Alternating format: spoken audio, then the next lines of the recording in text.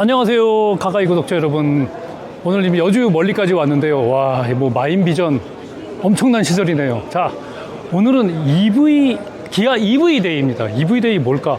요즘 기아가 EV9 때문에 어렵잖아요. 제가 오늘 지금 이 어려운 차 EV9 GT 라인 앞에 섰는데 뭔가 위기감도 느꼈던 것 같아요. 그래서 느닷없는 신차 발표회도 아닌 EV의 모든 걸 보여준다고 만들었는데 사실상 와서 보니까 볼 건 별로 없네요. 왜 없는지 구체적으로 말씀을 드리겠습니다. 우선 가장 관심이 있을 EV5가 2025년에 나온답니다.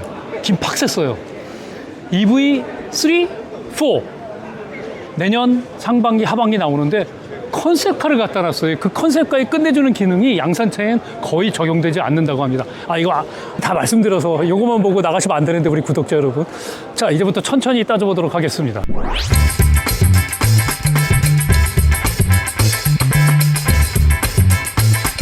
이게 바로 내년 상반기에 나올, 상반기에 나온다면 이미 양산차가 도로주행에서도 많이 잡혔죠.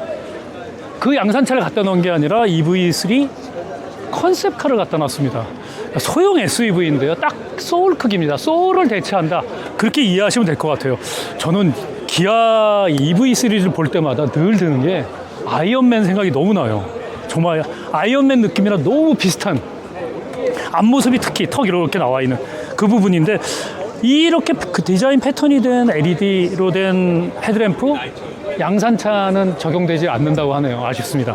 내년 상반기에 나올 차인데 B필라가 없는 B필라 리스가 아니라 그냥 기존 SUV, 소위 말해서 소울이나 기아의 니로처럼 그대로 B필라가 있는 형태로 나오고요. 이 끝내주는 디자인의 컨셉과 전혀 관계가 없습니다. 기아의 새로운 공조 패턴이 선보였네요. 공조 패턴이 선보여서 저는 이 부분 굉장히 감동스러웠거든요. EV9 때도 얘기했었지만 EV9에 새로운 패턴가 하나도 없었는데 공조를 뭔가 고민을 해서 바꾸겠다라는 의지는 오븐을 확실히 볼 수 있었던 것 같아요.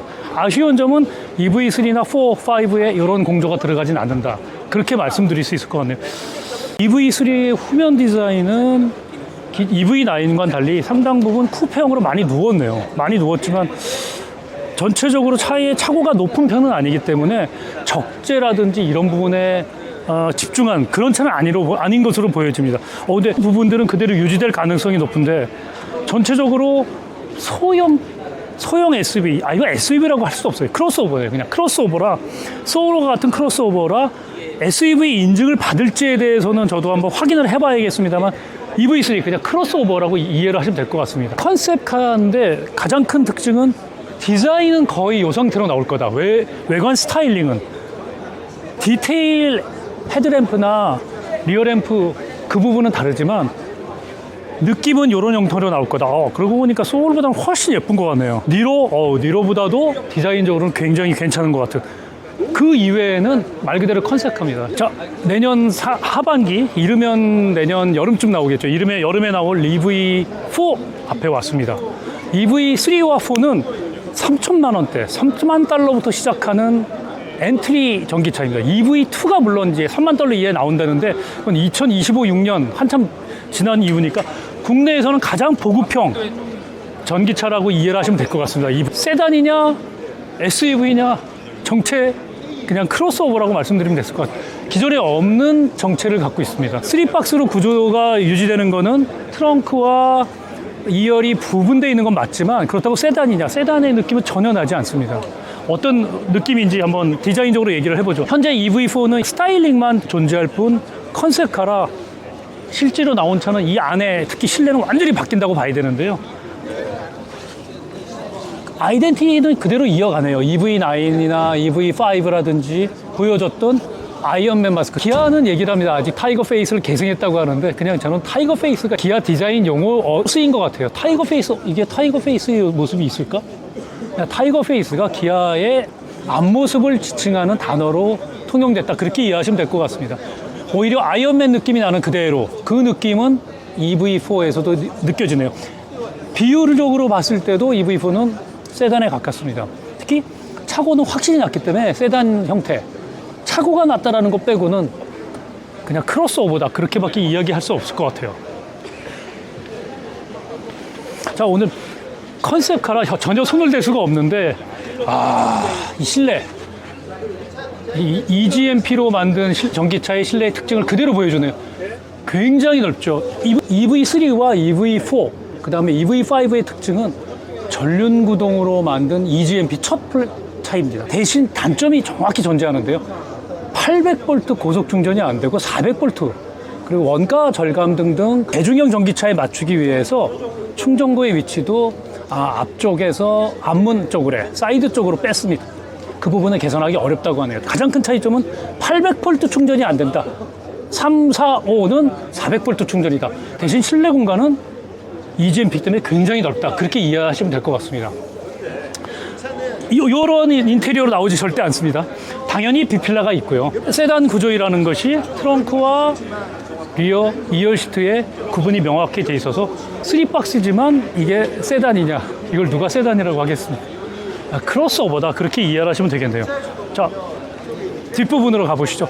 기아의 전형적인 디자인 패턴은 그대로 유지를 하고 있고요. 아무래도 전기차라 배터리가 있기 때문에 범퍼부터 트렁크까지 나오는 이 범퍼 느낌이 전체적으로 나는 부분을 굉장히 높였고요. 그 다음에 여기는 이제 옛날 김태환 디자인에서 그 얘기했죠. 아이스크림 뜨는 스푼으로 쓱 한번 판 것 같이 움푹하게 음각을 줬습니다. 그 이외에는 EV6의 디자인 패턴을 상당 부분 반영을 했네요. EV4가 크로스오버이기 때문에 상당 부분 많이 눕혀서 쿠페 형태 그대로 빠져나오는, 패스트백으로 빠져나온 형태. 하지만 트렁크랑 완전히 공간은 구분을 해놨다. 그렇게 말씀을 드릴 수 있을 것 같습니다. 그래서 3박스다. 단 차는 세단이 아니라 크로스오버다. 그렇게 이해를 하시면 되겠네요. 실질적으로 현재 EV9에 있는 기능들을 거의 축소판으로 가져다 넣을 거다. 그렇게 예상하실 수 있을 것 같습니다. 그 부분은 바로 EV5에서 입증이 되어 있습니다. EV9에 정말 소형 축소판, S클래스가 EV9이라면 C클래스 딱 EV5거든요. EV5는 이미 글로벌 공개가 돼서 중국에서 판매를 하고 있는데요. 자, EV5로 가보도록 하겠습니다.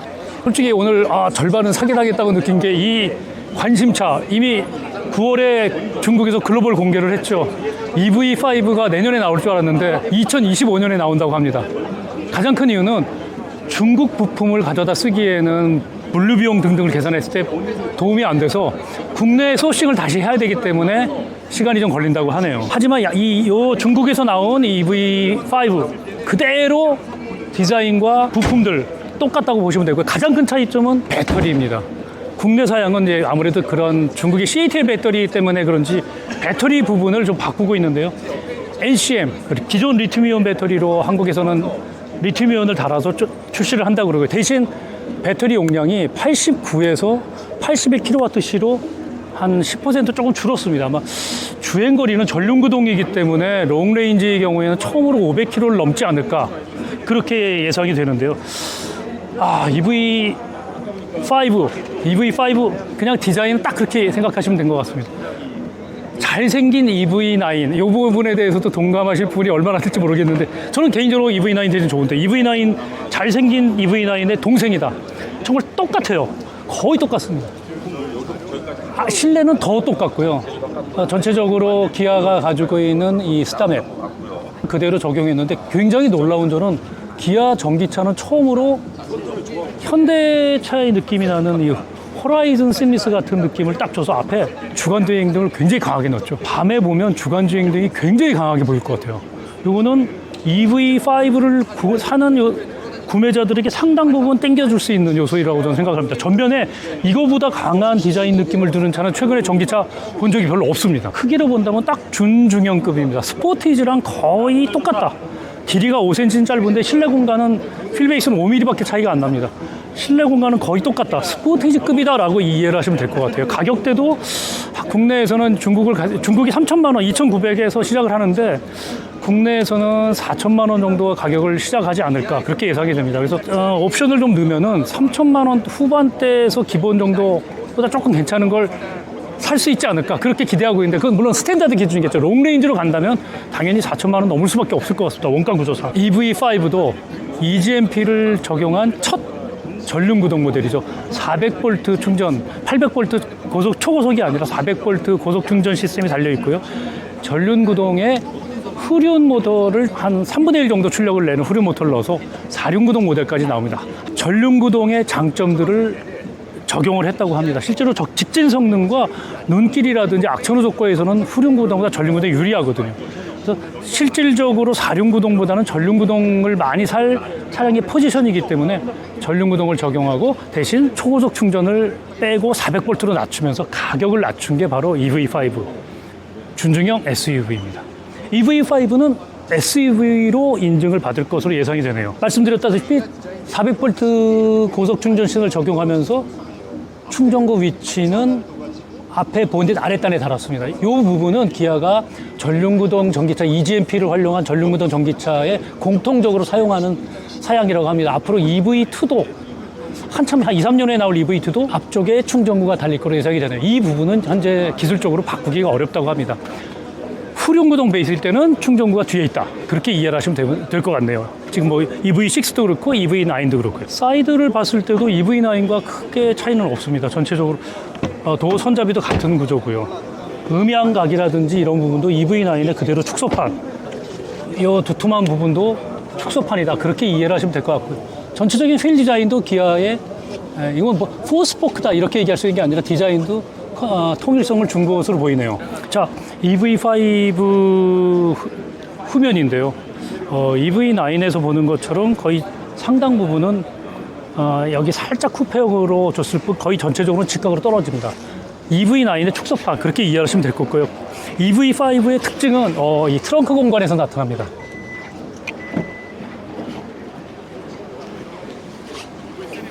현재 중국 사양이지만 이런 재미난 기능이 들어가 있네요. 차박을 하거나 뭔가 레저 생활을 할 때 테일게이트를 조금 열리는 방식을 크럼쉘 방식으로 바꿨으면 더 유리하게 쓸 수도 있겠다 생각이 드는데 어쨌든 이런 테이블이 내장이 되어 있네요. 국내 사양에서는 1년 반 이후에 나올 거라 그대로 존재할지에 대해서는 아직 의문스러운데 상당히 재미난 기능인 것 같습니다. 역시 중국 사양이라 그 충전구 이거 뭐냐 돼지코 부분이 다르네요. 이거 중국 사양 100% 요걸 보고 확인할 수 있겠네요. 지금 EV5의 실내에 들어왔는데요. 딱 들어오자마자 느낀 게 EV9 축소판 그대로다. 정말 똑같습니다. 그렇게 말하면 EV9 왜 사? 벤츠도 S클래스, E클래스, C클래스 축소판인 것처럼 저는 이 점 굉장히 잘한 부분이라고 생각이 드는데요. 시동 버튼도 EV9처럼 스티어링 휠에 달려있고 휠의 변속 쉬프터에 달려있네요. EV 여기 시동 버튼 보이죠? 좀 아쉬운 부분 중에 하나는 EV9에서 제가 지적을 했었지만 왜 불편한 걸 왜 해? 했던 부분이죠.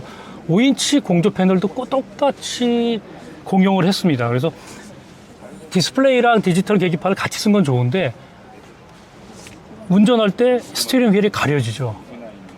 5인치 공조 그대로 유지를 했다. 이 부분은 조금 아쉬운 부분인 것 같습니다. 산타페는 이 부분을 그냥 비워놨죠.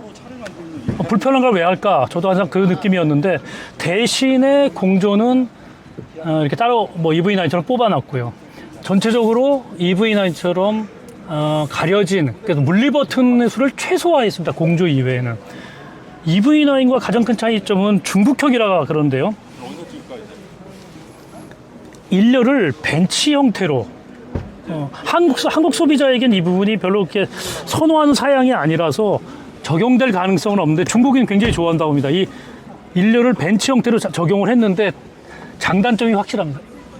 벤치식으로 할 경우에는 이처럼 무선 충전 패드라든지 적재 공간을 가리죠. 그래서 국내 소비자들은 이 부분을 조사했더니 좋아하지 않는다고 하네요. 그래서 이 부분은 그냥 중국 사양으로만 남을 것 같습니다. 5 실내주기 특징은 이 2열에 탑승했을 때인데요. 서랍식으로 이런 재미난 적재 공간이 달려있고 산타페에서도 봤었죠. 이 부분이 냉장고 기능도 할 수 있다고 합니다. 그 기능을 넣을 수 있고요. 두 번째는 테이블이 이렇게 달려서 차박이라든지 2열 승객이 업무를 볼 수 있는 이런 아이디어들은 국내에도 그대로 도입이 될 것 같습니다. 오늘 지금 말씀드린 EV5는 100% 현재 중국에서 양산하고 있는 시판을 이미 하고 있는 EV5인데요. 국내에 이 디자인 거의 똑같고 배터리만 NCM 리튬이온으로 들어온다. 그렇게 이해하시면 되겠네요. 자, 오늘 저희가 기아가 마련한 EV 데이에 왔는데 사실상 알맹이가 너무 없습니다. 경영진이 뭔가 심각한 문제를 느낀 것 같은 느낌 정도로 소비자 입장에서 봤을 때 무슨 이거 뭐야 컨셉카 갖다 놓고 양산차 내년에 판다고 아쉬운 부분도 있었지만 몇 가지 중요한 요소를 확인할 수 있었네요. 저는 이거는 정말 양치기 소년이랑 똑같다고 생각하는데 기아가 과연 앱을 제대로 만들까? 저는 현실적으로 불가능하다고 생각을 합니다. 두 번째 OTA 업데이트 3년째 똑같은 얘기하는데 OTA 업데이트 제대로 할까? 현실적으로 어렵다고 생각합니다. 가장 큰 이유 세계 넘버원 기계공학 박사를 보유한 현대기아죠. 근데 지금 제가 말씀드린 부분은 현대기아의 경쟁력과 전혀 관계없는 부분입니다. 제가 기아 전기차를 타고 있지만 앱 내년도에 나온다고 엄청 자랑을 했는데 1년에 몇 번이나 여러 번 앱을 만들까. 대신 하드웨어만큼 디자인만큼은 정말 현대기아 도요타 저리 가라는 수준이죠. 하드웨어 기계공학에서의 넘버원 메이커 저는 과감하게 현대기아를 뽑을 수 있다고 생각을 합니다. 문제는 그 시대가 저물고 있다는 점이죠. 현대기아 요즘에 5년 이하 사원들이 가끔 저한테 그런 질문을 해요. 앞으로 지금 나이 드신 분들은 최전성기를 지냈는데 EV 시대에는 저희가 여기서 뭘 할까요? 제가 뭐라고 대답을 할 수 있을까? 지금 앞에 말씀드린 거로 얘기할 수 있을 것 같습니다. OTA 업데이트 제대로 할 수 있을까요? 테슬라가 얼마 전에 카메라에 밤에 보이지 않는 부분들을 계산까지 해서 카메라의 하드웨어적인 거라고 생각했던 부분을 소프트웨어 업데이트를 했죠. 과연 현대기아가 내년도에 그런 OTA 업데이트를 할 수 있을 것인가? 하드웨어만큼은 오늘 정말 훌륭한 차를 앞으로 만들 것이고 디자인도 너무 좋다. 여러 번 말씀드렸지만 그 두 가지 부분이 저는 기아 EV 대회에서 느꼈던 기아가 이걸 왜 했을까? 뭔가 굉장히 쫓기고 있구나. 그런 느낌이 강하게 들었습니다. 저는 그런 포인트에서 오늘의 EV 데이를 우리 구독자 여러분도 생각해 보신다면 현대기아가 소프트웨어 인력을 제대로 가질 수 있을까? 하드웨어만큼은 세계 넘버원이다. 문제는 하드웨어의 시대는 점점 저물고 있죠. 그런 점에서 현대기아가 어떻게 가지고 갈 것인가? 굉장히 중요한 단초가 나왔습니다. 오늘 기아가 가진 이 멋진 전기차 세 종류 이상 여주에서 카가이 김태진입니다. 시청해주셔서 감사합니다.